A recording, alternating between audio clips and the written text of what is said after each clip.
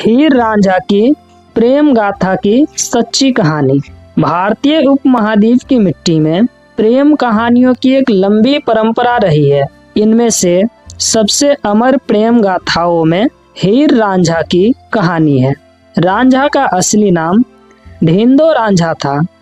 वह पंजाब के झांग इलाके के तख्त हजारा गांव में पैदा हुए थे। रांझा एक समृद्ध किसान परिवार से थे और घर में किसी भी चीज की कमी नहीं थी। लेकिन रांझा का मन बचपन से ही संगीत और बांसुरी में लगता था। वे घंटों नदी किनारे बैठकर बांसुरी बजाते रहते और इस वजह से अपने भाइयों से अलग हो जाते। रांझा के माता पिता का जल्दी ही देहांत हो गया। इसके बाद भाइयों और भाभियों से उनका विवाद होने लगा।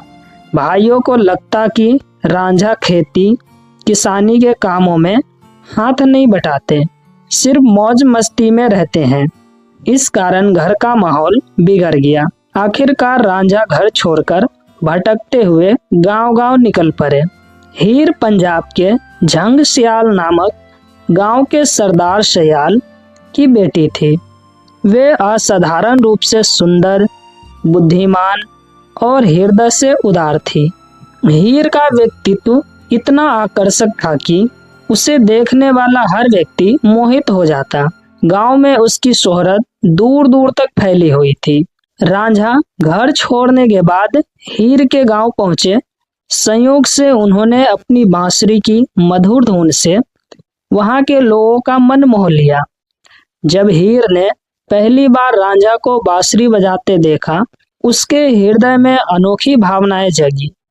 हीर ने रांझा को अपने पिता के खेतों में मवेशियों की देखभाल करने का काम दिला दिया।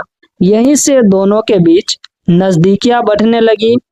रांझा मवेशी चराते और बांसुरी बजाते, हीर चोरी छिपे उनसे मिलने आती। धीरे धीरे उनका प्रेम गहरा होता गया। लेकिन उस दौर में जमींदार परिवार की लड़की और बाहर से आए एक साधारण युवक का प्रेम स्वीकार्य नहीं था। हीर के परिवार ने जब उनके संबंधों की भनक पाई तो विरोध शुरू हो गया। हीर के चाचा कायो और परिवार के दूसरे लोग इस रिश्ते के खिलाफ थे। हीर और रांझा ने कई बार भागकर जीवन बिताने की योजना बनाई, लेकिन समाज और परिवार का दबाव बहुत बड़ा था। जब बात खुलकर सामने आई तो गांव के मौलवी यानी कि काजी को बीच में लाया गया। काजी ने धार्मिक रीति रिवाजों का हवाला देकर दोनों के प्रेम को पाप बताया। उसने रांझा को गांव से निकाल दिया और हीर को परिवार की इज्जत के नाम पर बंदिशों में डाल दिया। आखिरकार हीर के परिवार ने उनका विवाह जबरदस्ती सैदा खेड़ा गांव के युवक सैयद से कर दिया। यह विवाह हीर की मर्जी के खिलाफ था। वह मन ही मन रांझा को ही अपना पति मानती थी। हीर से बिछड़ने के बाद रांझा गहरे दुख में डूब गया। वे दर दर भटकते हुए अंततः तपस्वियों के एक समूह के पास पहुंचे। वहां उन्होंने जोगी का रूप धारण कर लिया। उनके गुरु का नाम बलनाथ था। रांझा ने कान छिदवाकर जोगियों का भेष अपनाया और संसार से विरक्त हो गए।